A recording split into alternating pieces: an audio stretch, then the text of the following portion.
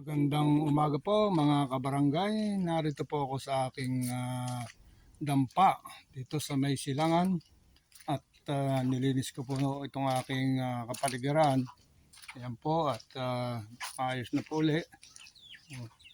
Dahil ito ilang araw na napabayaan, marami nagkalat pero ngayon po ay maayos na at saka yung loob po ng kubo. Ayan po at ayan o. Dadakutin ko na lang po yung aking mga pinagwalsan. Oh, ayan po, pati sa may koral ng baboy. Ayan. Nalinis ko na rin po. Naroon na lang. Konti lang yung nawalis ko.